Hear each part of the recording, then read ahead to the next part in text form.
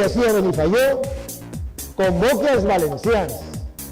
i els castellonencs i els alacantins a continuar en este camí de treball per al futur,